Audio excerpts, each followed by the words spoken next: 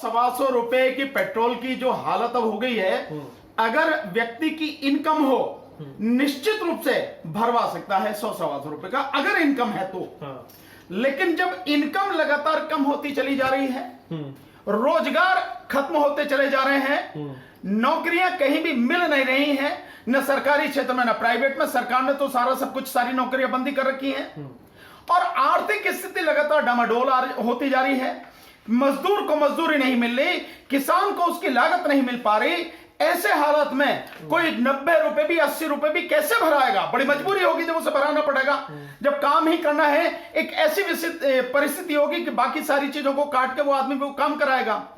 लेकिन इस चीज को भी आदमी कब तक कर सकता है? एक सीमा है। तो जो 100 से है, जिस तरह से सरकार जो है लगातार कीमत बढ़ा रही है, मुझे विश्वास है आप देखिए आने वाले समय में बहुत ज्यादा समय नहीं जाएगा, क्योंकि चुनाव में 4 महीने 15 और उसके बाद में अब लगातार ये 5-6 दिन में, हफ्ते भर में इतने पैसे बढ़ा दिए गए हैं। और तो अब इसके बाद हुआ सरकार को चुनाव के दौरान पैसा नहीं बढ़ा इससे? नहीं, सरकार को नुकसान नहीं। सरकार को तो मैं समझता हूं जब ईवीएम में धांधली करके सरकार बना ली तो फायदा ही हुआ ना।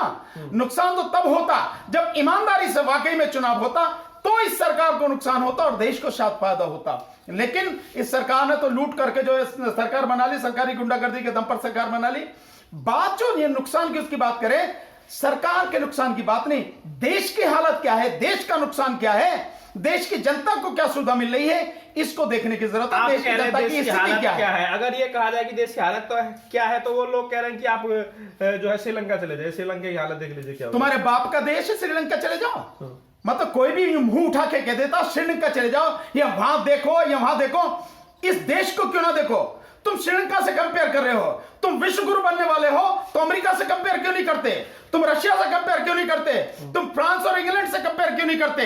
तुम जर्मनी से कंपेयर क्यों नहीं करते? चाइना से कंपेयर क्यों नहीं करते? उसकी टक्कर में आके दिखाओ। श्रीलंका से कंपेयर कर रहे हो। ये जो है वाकई में बड़े शर्म की और बड़े डूब मरने वाली बात है, जो भी लोग इस तरह की भाषा बोल रहे हैं। ये मुद्दे को डाइवर्ट करने वाली बात। श्रीलंका पर जो है करीब 6 लाख करोड़ का कर था। आज हमारी जो व्यवस्था, खैर अर्थव्यवस्था जो काफी बड़ी है, लेकिन हमारे यहाँ भी कई राज्य हैं जहाँ पर जो है उससे ज्यादा कर्ज है। तमिलनाडु पे जो है 6.5 लाख करोड़ का कर्ज है। आपको बता दें पंजाब पे 3 लाख करोड़ का कर्ज है, पश्चिम बंगाल में 5.6 लाख करोड़ का कर्ज है, और जो है महाराष्ट्र पे 6 लाख करोड़ का कर्ज है। तो ये जो स्थिति है, जो देश के जो बड़े अधिकारी है, प्रधानमंत्री मोदी को भी जो है चेता चुके हैं कि हालात जो है श्रीलंका जैसे होने में देर नहीं लगेगी अगर नहीं संभाला गया तो। नहीं तो सरकार संभाल कहां रही है भाई? सरकार इस हालात जो हैं आज की तारीख में उन्हें संभाल कहां रही है? सरकार तो जो संपत्ति है उसे भी बेच रही है, और बेच रही है अपने यारों को।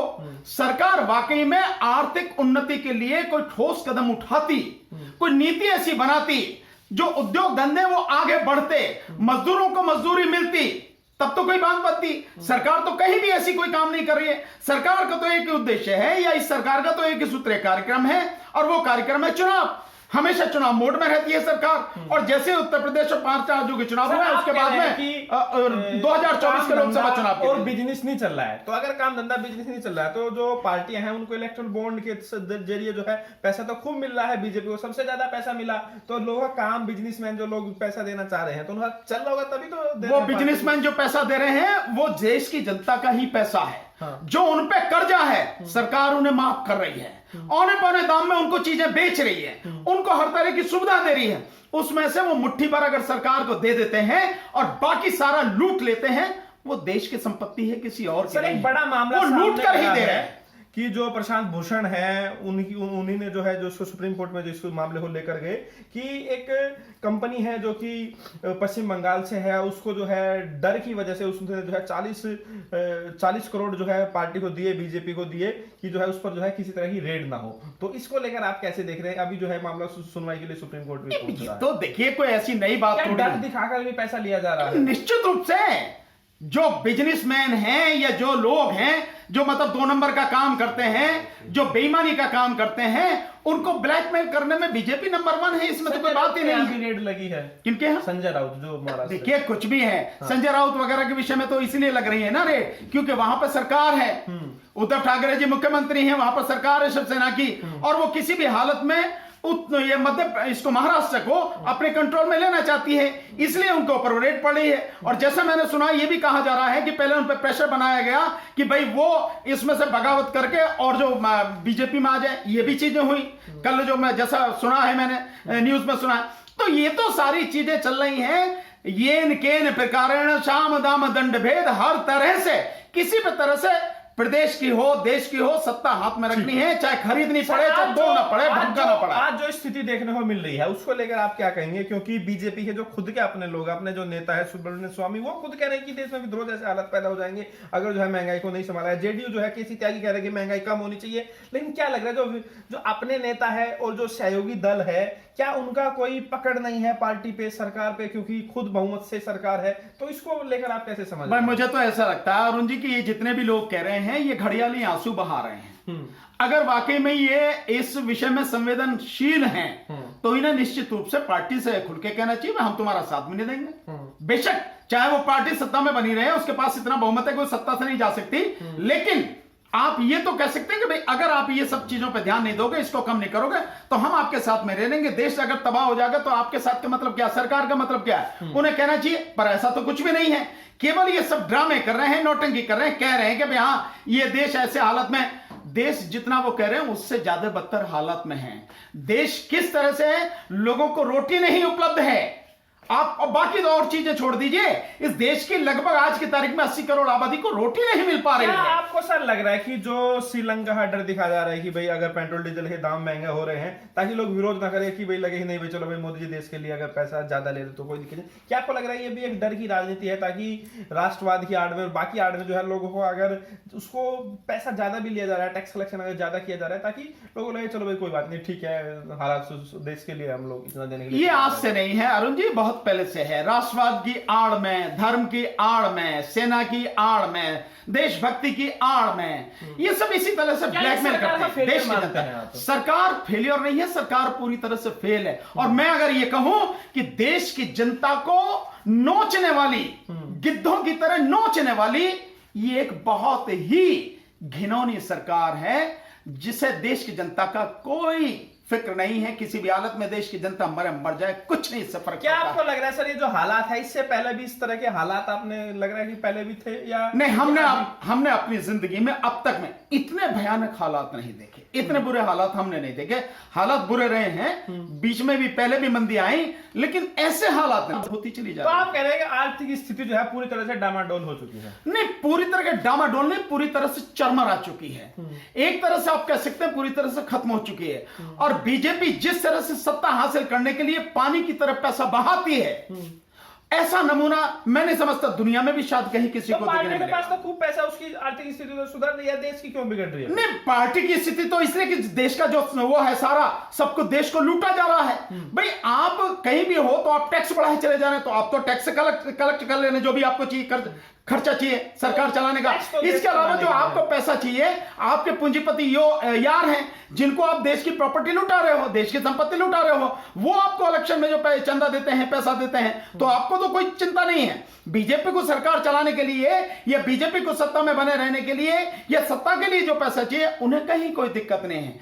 दिक्कत आम जनता की है, जो जनता बुरी तरह से पिस रही है क्योंकि उसके पास रोजगार नहीं है, रोटी नहीं है, शिक्षा नहीं है। जनता के पास तो व्हाट्सएप फॉरवर्ड आ जाता है कि भाई देश में जो है बड़ा खतरा है, मोदी जी संभाल रहे हैं और ये जो सब कुछ हो रहा है राष्ट्रवाद और बाकी चीजें हैं कि भाई जब से मोदी जी आए देश मजबूत हो रहा है, ये सारी चीजें हैं। ये कौन है जो व्हाट्सएप पे आता है? हाँ। ये बीजेपी का वही तनखैया आईटी सेल है जो ये सारी चीजों को प्रचार करता है। मोदी जी और अमित शाह के कहने पे जो मतलब झूठ फैलाता है, जो गंदगी फैलाता है, ये वही तो है ना। आम जनता से जाके पूछो, आम जनता व्हाट्सएप पर नहीं है। कौन है हिंदू खतरे में? अगर थोड़ा पैसा ज्यादा जाएगा तो कोई दिक्कत नहीं है। हिंदू पहले कभी खतरे में नहीं रहा, अभी खतरे में आ गया। मैं कह रहा हूं बीजेपी को सत्ता से उखाड़ के फेंको, हिंदू अपने आप ही बिल्कुल ठीक हो जाएगा, सुरक्षित हो जाएगा, कोई चिंता वाली बात नहीं, मजबूत हो जाएगा। इसमें कोई बात नहीं है। अगर लगता है कि मजबूत नहीं है या उसे कहीं किसी तरह का डर है, मैं कहता हूं हिंदुओं को मिलकर इकट्ठा होकर बीजेपी को उखाड़ के फेंक देना चाहिए और उसके बाद देखेंगे कि हिंदू भी सुरक्षित होगा, बाकी लोग भी सुरक्षित होंगे और कहीं किसी तरह का डर नहीं होगा। सब मजबूत सवाल होगा। मेरा आपसे है सर, आपको क्या लग रहा है, क्योंकि जिस तरीके से देखा जा रहा है एक नफरत का माहौल तैयार किया जा रहा है, आपने देखा होगा कि राजस्थान में जो है वहां पर जो है सांप्रदायिक तनाव देखने को मिला, कई जगह से इस तरह की खबरें सामने आई, कई जगह पर लोग जो है मस्जिद के ऊपर चढ़े वहां भगवा झंडा लहरा रहे हैं। ये जो माहौल है, क्या आपको लग रहा है कि अगर देश में शांति नहीं रहेगी तो जो आपस में लोग में जो है मिलजुल कर नहीं रहेंगे तो कैसे काम धंधा लोग करेंगे और कैसे देश आगे बढ़ेगा, कैसे बिजनेस चलेगा, कैसे बाहर के लोग यहाँ आएंगे काम धंधा करने के लिए, कंपनी कैसे इन्वेस्टमेंट कैसे आएगा अगर इस तरह का माहौल रहेगा तो? देखिए, व्यापार के लिए, काम धंधे के लिए निश्चित रूप से कानून और व्यवस्था मजबूत होनी चाहिए और शांति व्यवस्था होनी चाहिए। देश में कहीं भी दंगा फसाद नहीं होना चाहिए। लेकिन बीजेपी और उसके जुड़े हुए जितने भी संगठन हैं, आरएसएस और इनके जितने भी संगठन हैं, इन सबका काम है सत्ता के लिए धार्मिक ध्रुवीकरण करना। उसी के लिए लगातार आप देख रहे हैं कहां कहां कैसे कैसे, मध्य प्रदेश हो, चाहे आपका राजस्थान हो, चाहे कहीं भी हो, जिस तरह के सांप्रदायिक माहौल कर रहे हैं, ये सिर्फ सत्ता के लिए कर रहे हैं। उनके पास और कुछ है नहीं बताने के लिए। उनके पास नहीं है कि रोजगार कितने दिए, उनके पास नहीं कि शिक्षा कितनी बेहतर बनी, उनके पास नहीं है कि डॉक्टर, दवा और अस्पताल की स्थिति क्या है, किसान और मजदूरों की स्थिति सुधरी हो, इनके पास कुछ भी नहीं है। देश मजबूत हुआ हो किसी भी स्तर पर, कहीं उनके पास कुछ नहीं है बताने के लिए। तो है क्या? सत्ता में आने के लिए धार्मिक ध्रुवीकरण, सिर्फ इसी के लिए वो काम कर रहे हैं। और इस साल के चुनाव का, इस साल के अंत में गुजरात में और हिमाचल प्रदेश में चुनाव होना, और अगले साल जो चार राज्यों में चुनाव होने हैं, जिसमें राजस्थान भी है, मध्य प्रदेश भी है, छत्तीसगढ़ और कर्नाटका है, उसके लिए सारी चीजें की जा रही हैं। इसके अलावा इनके पास और कुछ भी नहीं है। और व्यापार, उद्योग, काम धंधा हमेशा तभी तरक्की करेगा जब शांतिपूर्ण माहौल हो। और इनके पास कोई नीति नहीं है जिस एजेंडे को लेकर ये चल रहे हैं। आपके पास वहां क्या तबाही एजेंडा है? तबाही। विपक्ष के पास क्या एजेंडा है? नहीं, विपक्ष के पास तो पहले सबसे बड़ा एजेंडा, हमारे पास तो सबसे बड़ा एजेंडा यह है कि किसी तरह से ईवीएम को उखाड़ के फेंका जाए और ईवीएम को उखाड़ने के बाद बीजेपी को उखाड़ के फेंका जाए और फिर देश को बेहतर करने के लिए, देश के लोगों को, नौजवानों को, बेरोजगारों को रोजगार देने के लिए, इस देश के लोगों को, बच्चों को अच्छी शिक्षा देने के लिए और किसान और मजदूर की बेहतरी के लिए, उनके जीवन स्तर को सुधारने के लिए, देश के प्रत्येक नागरिक को डॉक्टर, दवाई, अस्पताल मिल सके, उन सब के लिए काम करना है। तो उससे पहले ईवीएम के माध्यम से बीजेपी को उखाड़ के फेंकना। तो इतने मेरे साथ भानु प्रताप जी, राष्ट्रीय जनहित संघर्ष पार्टी के राष्ट्रीय अध्यक्ष ना, साफ तौर से कहना है कि आज जिस स्थिति में देश पहुंच रहा है, महंगाई का जो हालत है, बेरोजगारी की जो हालत है, उसको लेकर जो है काफी तौर पर जो है चिंतित दिखाई देना। साफ तौर से कहना है कि अगर यही हालात बन रहे तो आने वाले समय में जो परेशानी और भी बड़ी जो है वो खड़ी हो सकती है। आपकी क्या राय है जरूर बताइए। वीडियो को लाइक कीजिए।